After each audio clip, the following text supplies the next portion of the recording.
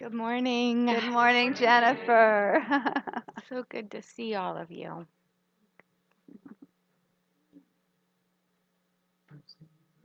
Thank you. Thank you. So, our reference book for this month is Living the Science of Mind by Ernest Holmes.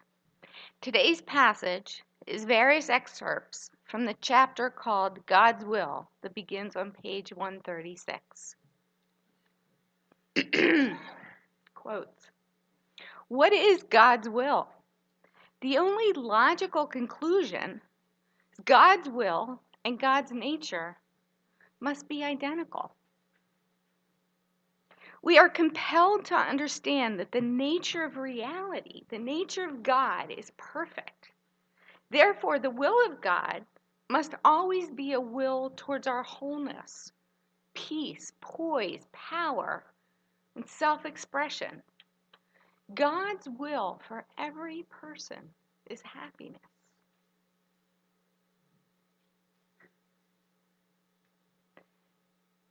God's will for every person is happiness, peace, and joy. God's will is towards life and more life.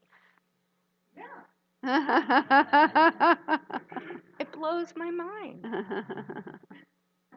God's will most certainly is toward abundance. If we enjoy life, God is much more completely expressed.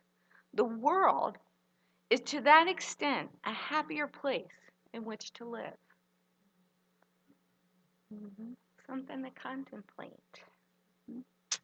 Let us use the creative power of our spoken word together with conviction as we say the affirmation for the month.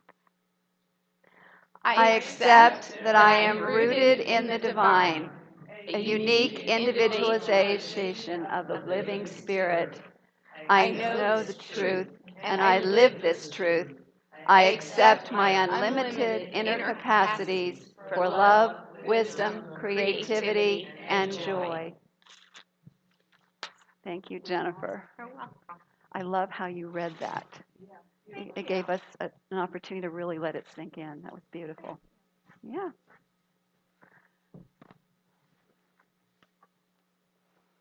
So how often through your life have you heard that quote, not my will, but thy will be done? How often? I know I heard it a lot, as I was growing up and throughout my life. And back in those days, when I heard thy will be done, not my will, but thy will be done, I kind of got that it was something about my will might not be for the highest for myself. And so I was supposed to give my will over to God. But back in those days, I thought of God as some outside being, sitting up on a cloud. And then I also heard people say things like, when people were suffering or their life was not going well, they'd say, well, it must be the will of God. So, my mind was like, so if I give over my will to God, then God might decide that I'm supposed to suffer. I mean, this is how, the mind will work. Even if not totally consciously, there's kind of an underlying thing. Well, if that person says that suffering is the will of God, then oh my gosh, maybe I don't want the will of God. Maybe I do want my own will. So, what a tremendous relief when I first read some of those passages that Jennifer just shared about the nature of God and the will of God are one and the same. And I felt the truth of that. When you hear those things, do you feel the truth of it? I mean, to me, it's beyond just an intellectual thing. It's like I can feel it. I can feel the energy in my body that's going, yes, that is it. And so, and so from that standpoint, there's a whole different feeling that I have about letting go of the human will, which may not have my highest and best, and I'll get into that a little bit more, but allowing a higher will.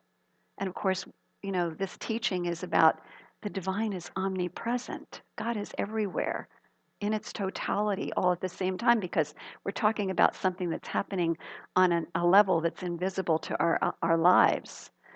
And that everything is made up out of this presence of God. Everything is, and that presence is our very own life. We are that life of God, individualized. And so then, the mind, from those, it's a mind-blowing paradigm from what we've been brought up with.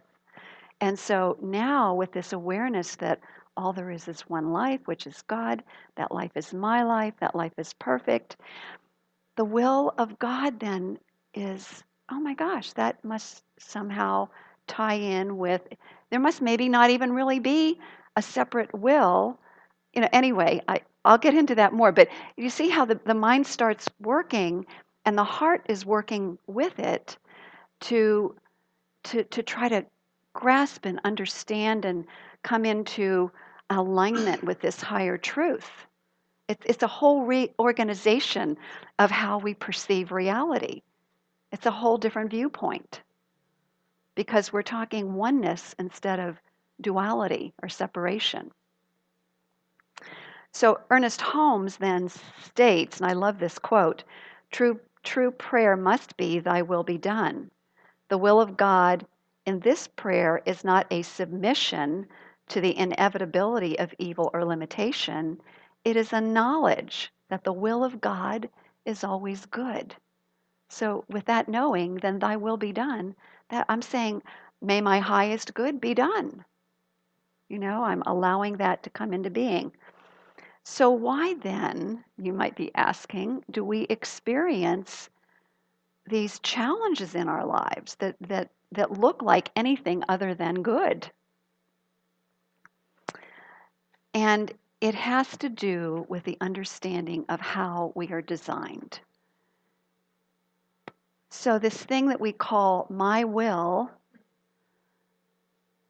that we want to let go of, that human will, really when we look at it, we're talking about the way that we are designed to live on this planet. Remember, we are expansive, unlimited spiritual beings, which you can't really see with your eyes, in these human bodies, which we can see with our eyes. So um, we're inhabiting these bodies for this period of time, and it's all part of the exploration of who we are as divine beings in bodies, practicing creativity, being creative, connecting with one another, experiencing this thing that we call love and connection and oneness. And so these bodies, though, remember, are designed to survive in this particular environment on this particular planet, right? So the bodies are perfectly designed to survive so the spirit can carry on with its work. And as such, there's some programming that's in there. So we learn through experience how to survive. And the thing that happens, though, is when we become too identified with the survival mechanism, which happens, the scientists are telling us it's, all of these neural pathways that take place in our brains that help us to survive and so on. So when we're talking about my will, we're talking about those patterns that we've learned to survive from the time that we were little. And also some of the misinterpretations. Years ago, I used to teach parenting education, and I remember there was a quote in there that children are great observers, but sometimes poor interpreters of reality, and so form beliefs that maybe don't serve. Plus, children are like little sponges, and they pick up the beliefs of people all around them as well.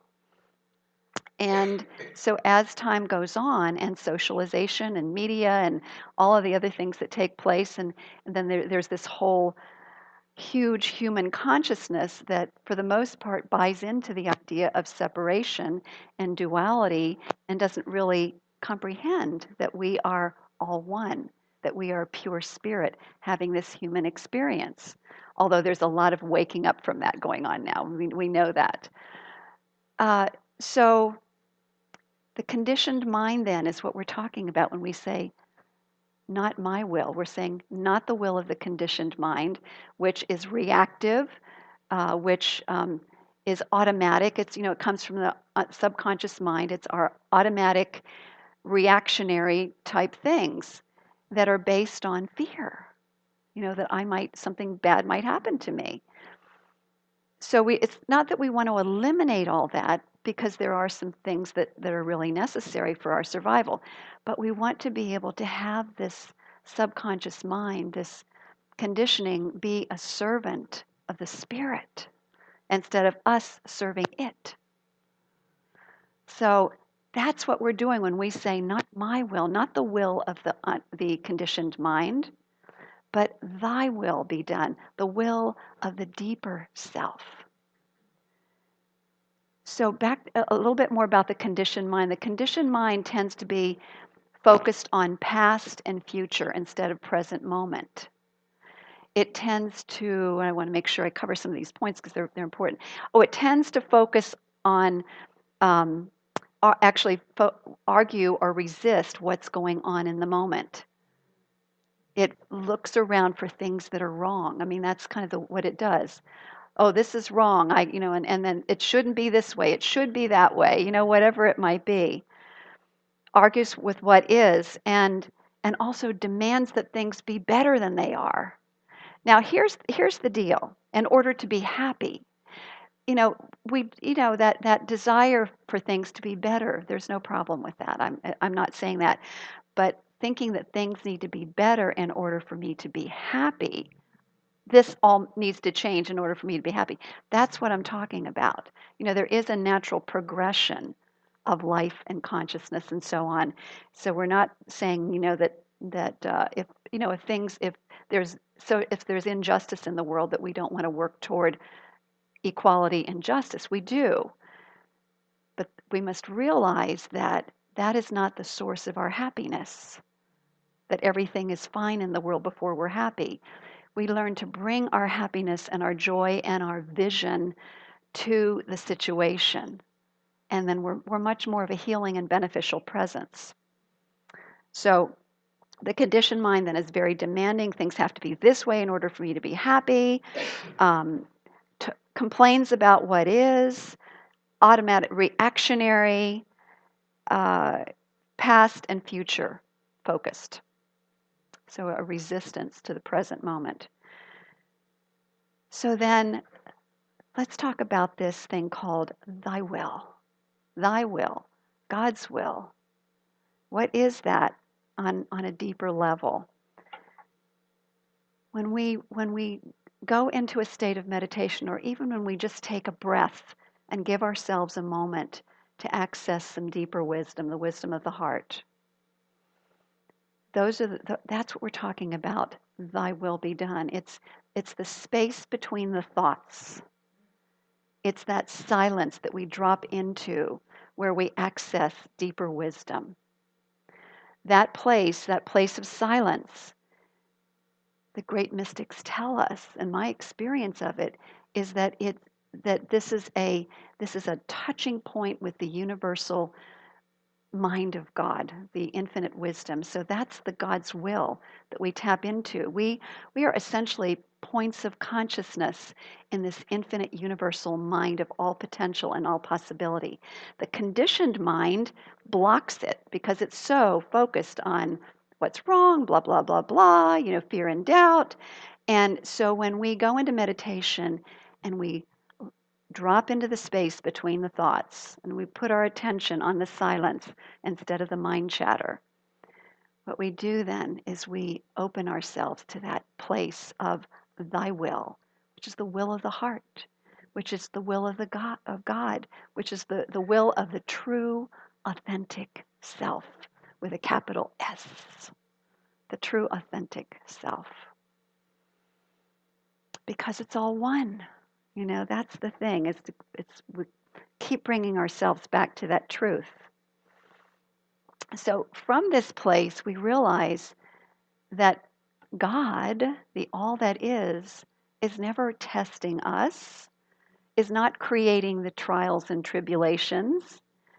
That what is happening is that the human can, the beliefs that are in the human structure, the conditioned mind, are what are setting up those things.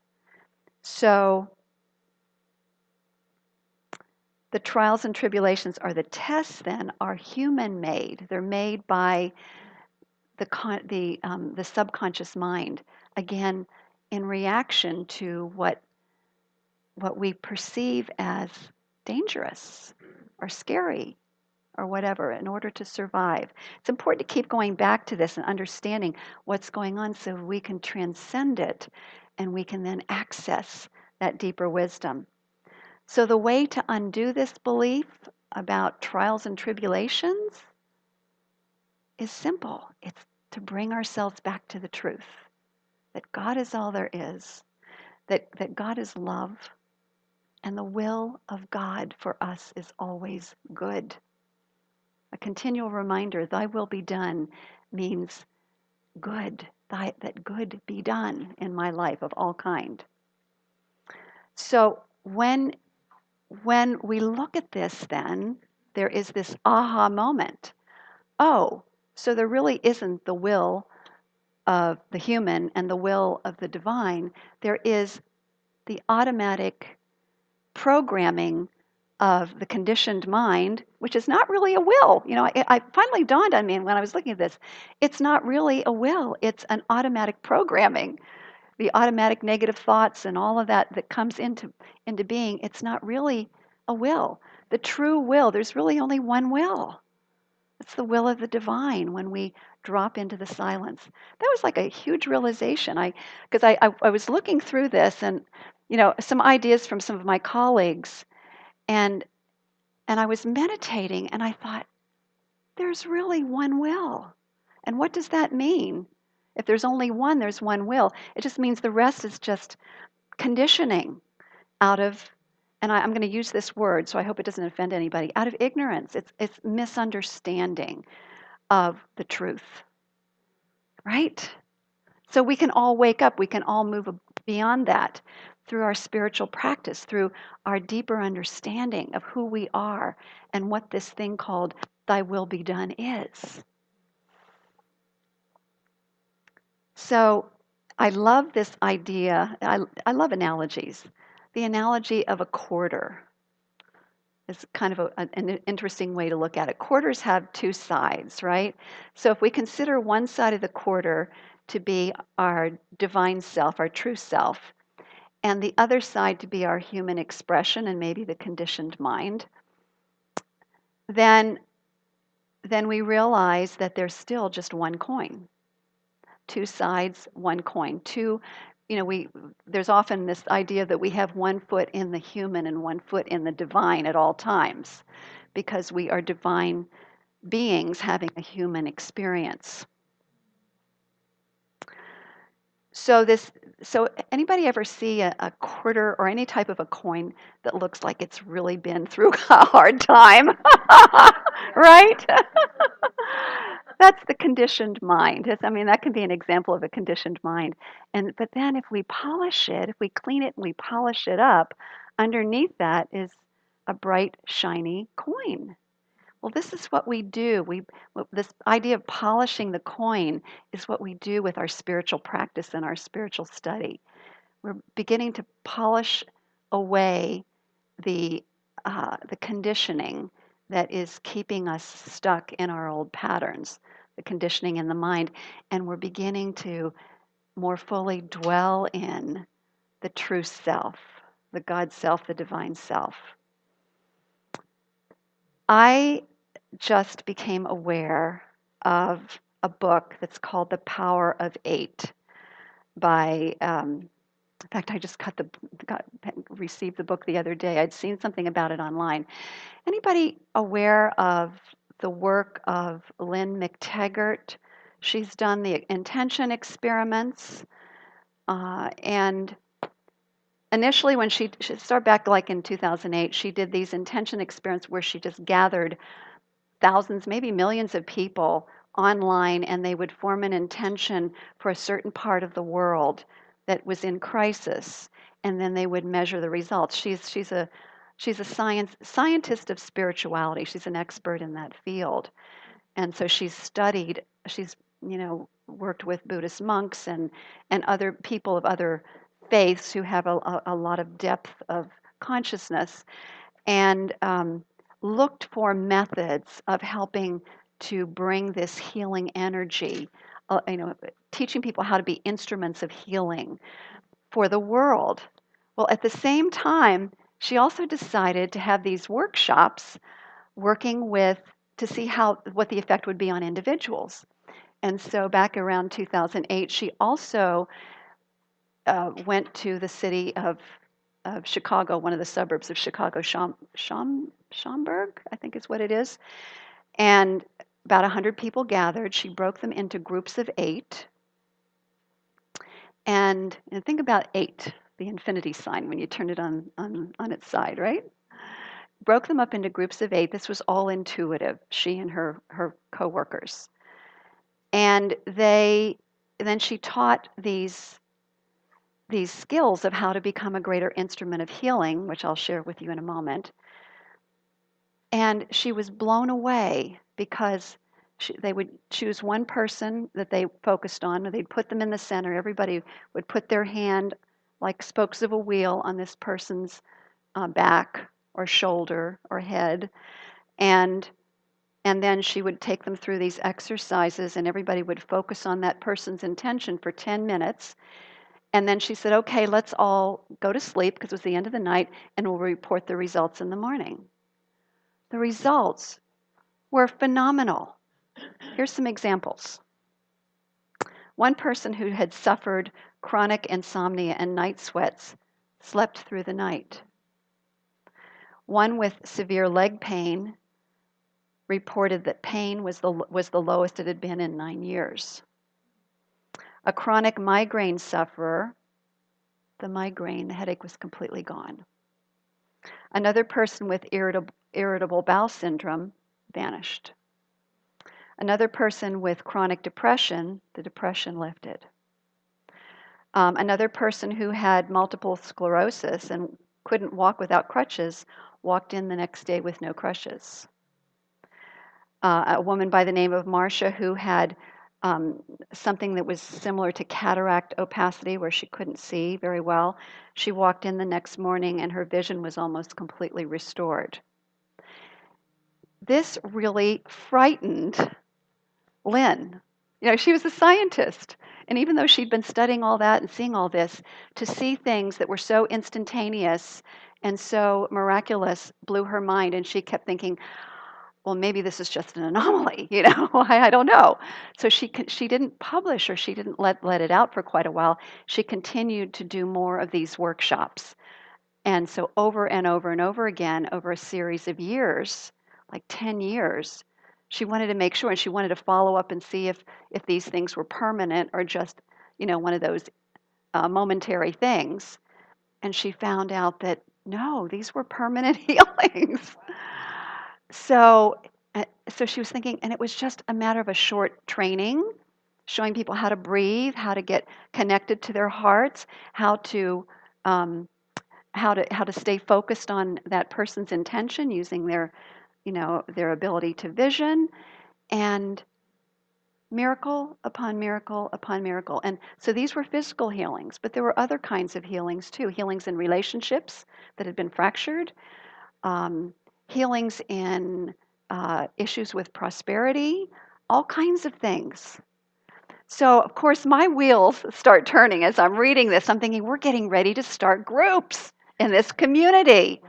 How cool to bring this technology into groups in this community to really do the deep healing that all of us have been wanting in our lives, and then to share it with others. How awesome is that? Yeah, really. I know. I know the timing is just amazing. I love this. I get God bumps every time I think about it. So I know we have at least one person who's ready to start a new group in this room. Do you mind if I mention? Are you, okay, yeah, Julie's in the process of starting a new group. And there may be others who've been thinking about it, but this is really something to really take in is how can we apply this? I mean, your groups may have a different focus, but this is something that we could all learn to do. And the steps are, are pretty, they're things that we've practiced here in this community, which is so awesome. It's the same thing, but it's empowering everybody to be involved and to be those instruments right away. And here's the interesting thing that she says, and we know this because anybody who's gone through practitioner training, we know that this is how this works. It's something called the mirror effect. And what she began to notice, Lynn, is that the people who were giving, who are the instruments of healing, were receiving just as many blessings and gifts as the people who were in the center. It's called the mirror effect because we're all one, right? That's how that works. Also, the idea, and she was looking at why is this happening? How did this happen? And she realized that compassion, what we're doing is we're powering up the heart. And we know the heart is so much more powerful than the brain. And so through breathing techniques, through visualization and so on and so forth, there that she says it's kind of like when we get a group together like that, group compassion, that it puts everybody on the fast track to miracles. And of course, when we talk about miracles, we're talking about a use of a universal law of cause and effect that to the human mind looks like a miracle, but we realize if it's God's will, the God's will is always good. This is the exercising of clearing away the data in the subconscious mind to allow the fullness of who we are to come through, to be revealed. Isn't that beautiful? I know, I love it.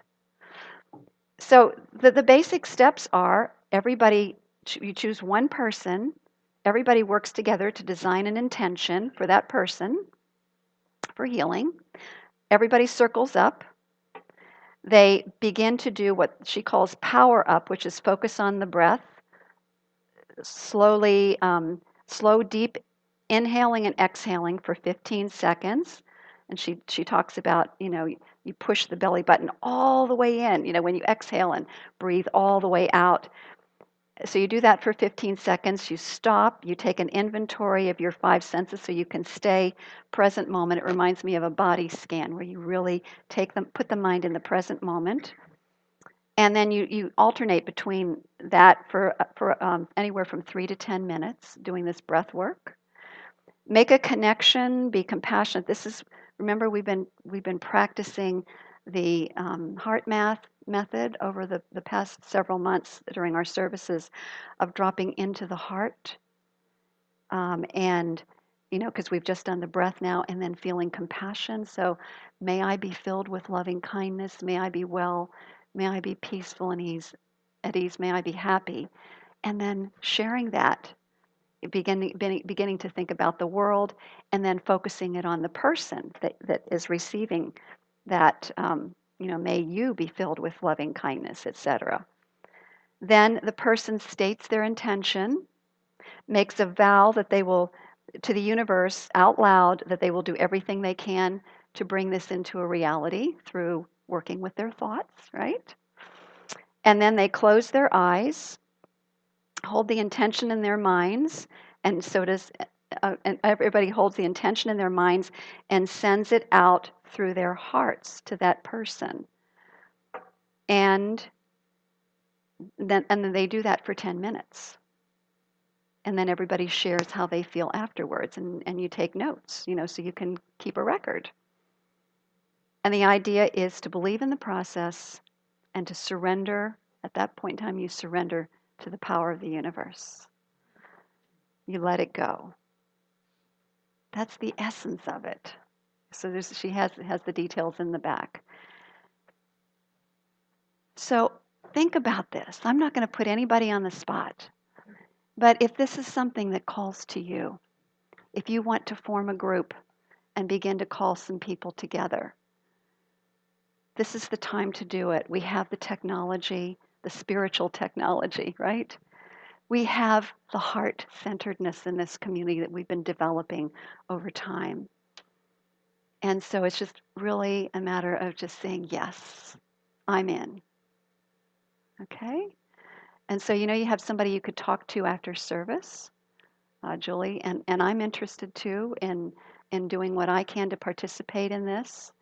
So, you can you know, talk to me, let me know, how I can support you and assist you, because to me, this is just the next evolution of our spiritual community. And so for this, I give thanks, and so it is. Amen.